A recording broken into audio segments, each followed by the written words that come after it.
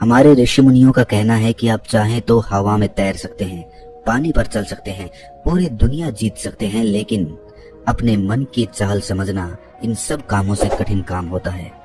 आपने कभी ख्याल किया होगा कि आप जो काम करना चाहते हैं आपका मन उससे उल्टा काम करता है। उदाहरण के लिए, अगर आप सिगरेट पीना छोड़ना चाहते हैं, आप खुद से दृढ़ निश्चय भी लेते हैं, लेकिन कुछ ही समय बाद आपका मन आपको खींचकर वापस उसी सिगरेट के पास लाकर खड़ा कर देता है। और ये बात सिर्फ सिगरेट पर लागू नहीं होती। हमारे जीवन में, हम सब के जीवन में बहुत सारे ऐसे काम होते हैं, ऐसी आदतें होती हैं जिन्हें हम छोड़ना चाहते हैं, लेकिन हम चाहकर भी उन आदतों को छोड़ नहीं पाते हैं। लेकिन अगर हम प्रयास करके अपने मन के दृष्टा बन जाते हैं, उसके साक्षी बन जाते हैं, तो हम अपने मन की चाल को पकड़ सकते हैं। और अगर एक बार हमें अपने मन की चाल पकड़ में आ जाए तो फिर हम कोई भी आदत छोड़ सकते हैं, या फिर इसके उलट कोई भी आदत अपना सकते हैं, जैसे कि ब्रह्म मुहूर्त में उठने की, या फिर कोई भी ऐसा काम जिसे करने में हमें आलस्य आता है, क्योंकि हमारी आदतों के पीछे मूलभूत बिंदु हमारा मन ही होता है और हम उसे ही नजरअंदाज करके चलते रहते हैं और बाद में पछताने के सिवाय हमारे पास कोई चारा नहीं बचता। आज की जो बौद्ध कहानी मैं आपको सुनाने जा रहा हूँ, उसमें आपको कुछ ऐसे तरीके पता चलेंगे जिससे कि आप अपने मन की चाल को भली भांति पकड़ सकते हैं, उसको जान सकते हैं, उसका निरीक्षण कर सकते हैं और उसके बाद अपनी आदतों में बदलाव कर सकते हैं। एक बार एक वाचाल शिष्य एक गुरु के आश्रम में शिक्षा ग्रहण करने के लिए आया हुआ था। वो शिष्य अपने गुरु की बात कम सुनता था, लेकिन अपनी बात बताने में वो बहुत उत्सुक रहता था। एक दिन गुरु ध्यान पर चर्चा कर रहे थे। ध्यान किस प्रकार किया जाता है और ध्यान का क्या महत्व होता है, इसी पर चर्चा चल रही थी।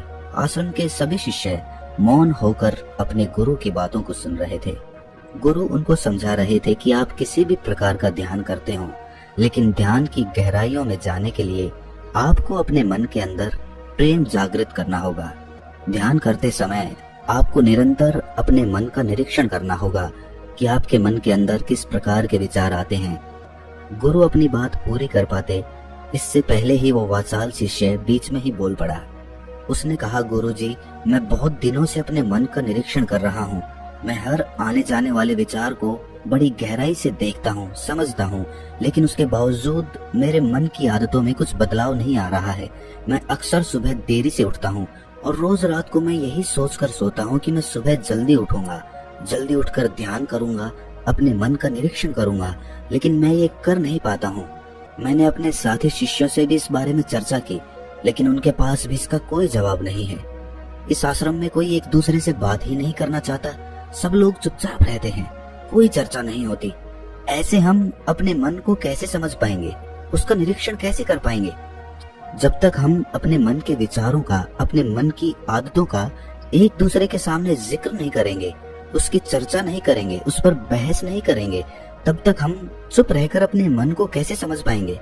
कृपया करके इन सभी शिष्यों को समझाने की कृपा करें कि कम से कम एक दूसरे से अपने मन की बात साझा तो करें। उनके मन में क्या विचार चलते हैं, ध्यान में उनके अंदर क्या बदलाव आता है, वो क्या महसूस करते हैं ध्यान करते वक्त। कम से कम आश्रम में इन बातों की तो चर्चा होनी चाहिए। गुरु ने उस वाचाल शिष्य से पूछा कि तुम दूसरों के मन की बात क्यों जानना चाहते हो? उससे तुम्हारा क्या फायदा होगा?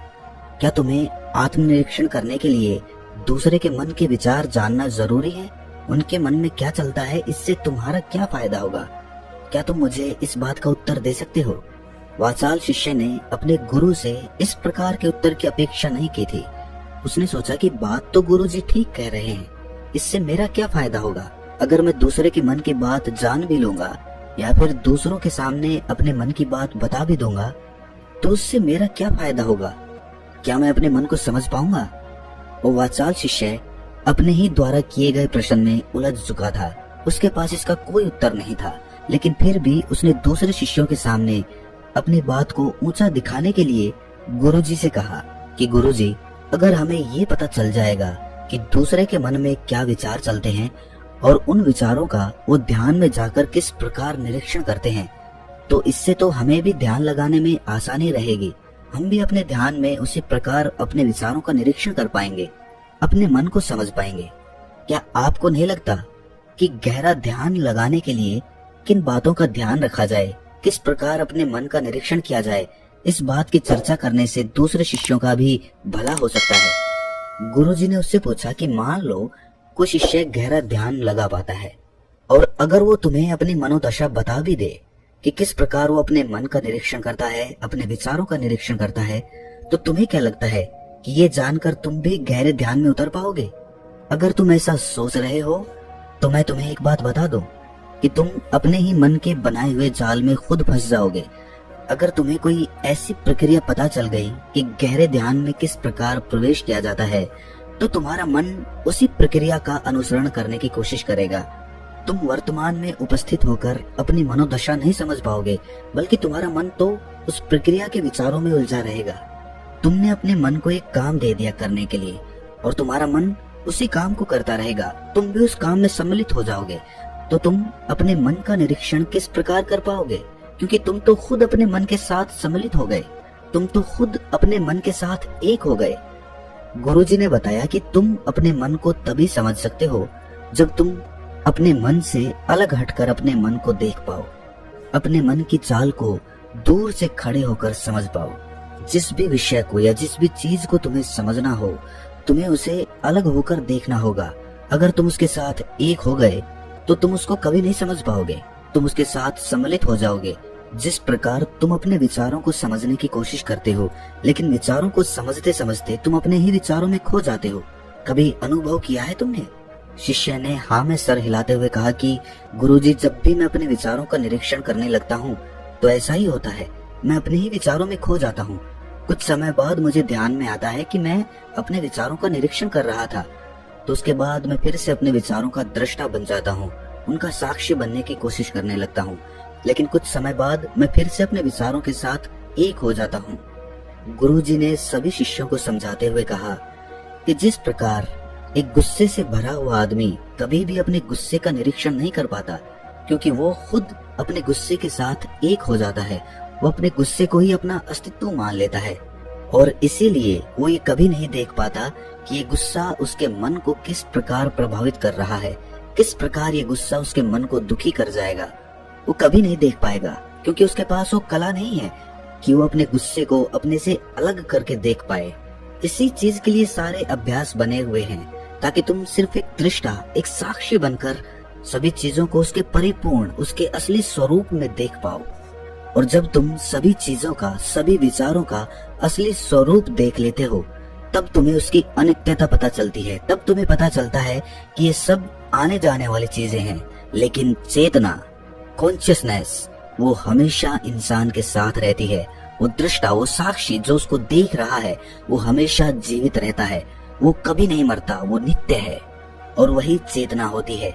चेतना किसी भी चीज से कभी भी बंधी हुई नहीं होती। चेतना तुम्हारा होश है। दूसरी चीजों को उनके स्वरूप में देख पाने की कला तुम्हें तुम्हारी चेतना से ही मिलती है। जितनी प्रगाढ़ तुम्हारी चेतना होगी, उतने ही अच्छे तरीके से तुम चीजों से अलग हटकर उनको देख पाने में सक्षम हो पाओगे। इसलिए अपनी चेतना को ऊपर उठाने का काम करो, ताकि तुम अपनी चेतना से किसी भी चीज का असली स्वरूप देखने में सक्षम हो पाओ। शिष्य ने पूछा कि गुरुदेव, आपकी बातें कुछ कुछ तो समझ में आ रही हैं, लेकिन एक बात समझ में नहीं आई कि अपनी चेतना को ऊपर उठाने के लिए, अपने आप को ज्यादा होश में रखने के लिए हमें क्या करना होगा।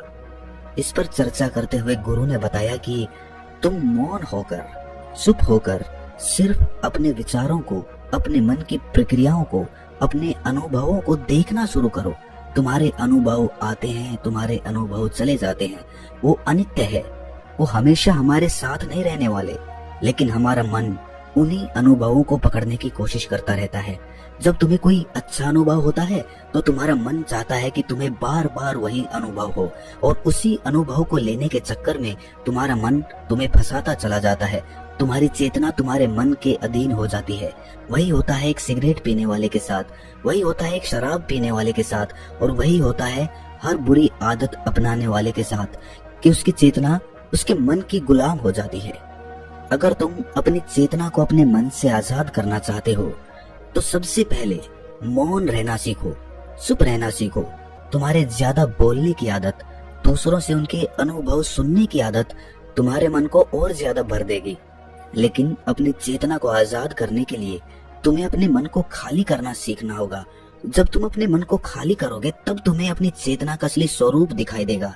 तब तुम्हें पता चलेगा कि मौन रहकर, चुप रहकर अपनी चेतना को कैसे ऊपर उठाया जाए, कैसे हमेशा चैतन्य रहा जाए। चैतन्य रहना ही हमारा असली स्वरूप होता है, लेकिन हम उसे भूल चुके हैं अपने मन के अधीन होकर। इसीलिए अपनी चेतना को अपने मन से छुटकारा दिलाना होगा। इसके लिए तुम चुप रहकर अपने मन के विचारों को देखना शुरू करो, उसके अनुभवों को महसूस करना शुरू करो। जब तुम अपने मन के साक्षी हो जाते हो, अपने मन के दृष्टा हो जाते हो, उसे देखने वाले हो जाते हो, तब तुम्हें पता चलता है कि तुम्हारे मन में एक विचार जाता है तो दूसरा आ जाता है, दूसरा जाता है तो तीसरा आ जाता है।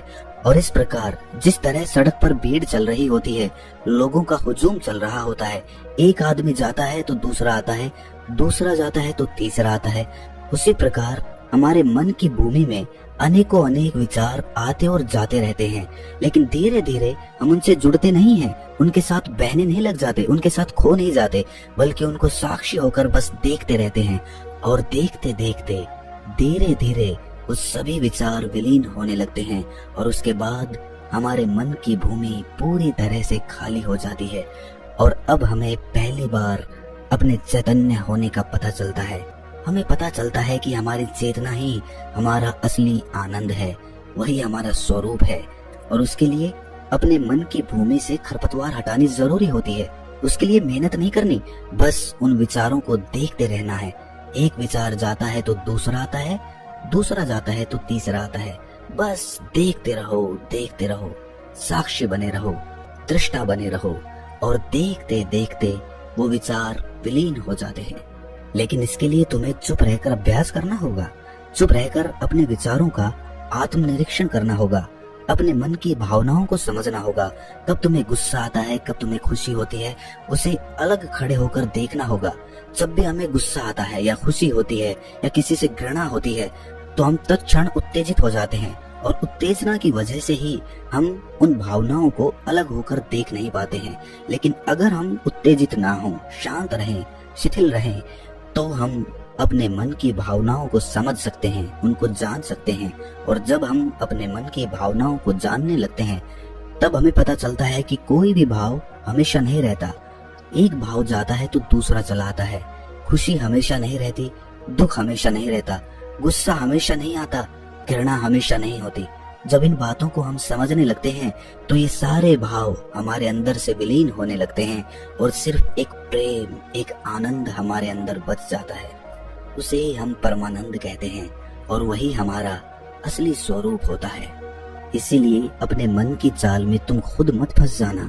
अपने मन की चाल को दूर खड़े होकर बस देखते रहना, और देखते देखते वो चाल, तुम्हारा मन पूरी तरह से विलीन हो जाएगा।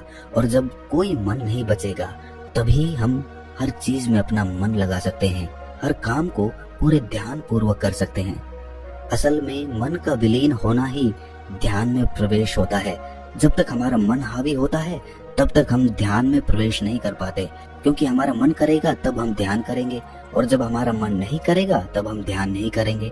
और ऐसा हर काम में लागू होता है। लेकिन एक बार अगर हमारा मन विलीन हो जाता है तो हम हर काम में ध्यान लगा सकते हैं, और ध्यान ही हमारा असली स्वरूप बन जाता है, वही चेतना बन जाती है।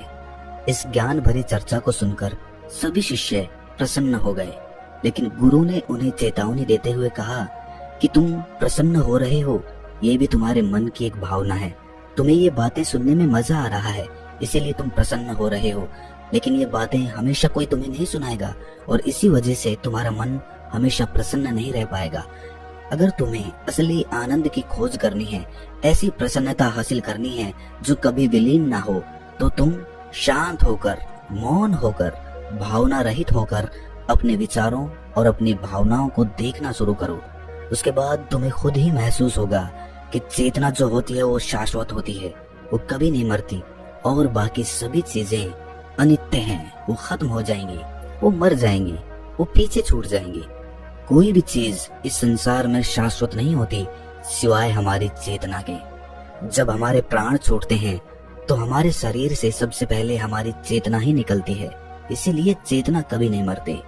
गुरु ने सभी को निर्देश देते हुए कहा कि आज हम मौन रहकर अपने मन के विचारों और उसकी भावनाओं पर ध्यान लगाएंगे, उसके साथ सम्मिलित नहीं होंगे, बस उसे दूर से खड़े होकर देखते रहेंगे। थोड़ा कठिन है, लेकिन अभ्यास करने से तुम इसमें पारंगत हो जाओगे। और इसके बाद गुरु ने सभी को ध्यान लगाने का संकेत किया। तो दोस्तों, कैसी लगी ये कहानी आपको कमेंट सेक्शन में जरूर बताना, और अच्छी लगी हो तो इस चैनल को सब्सक्राइब करके नोटिफिकेशन बेल को जरूर प्रेस कर देना। तो मिलते हैं किसी अगली कहानी में, तब तक के लिए अपना ख्याल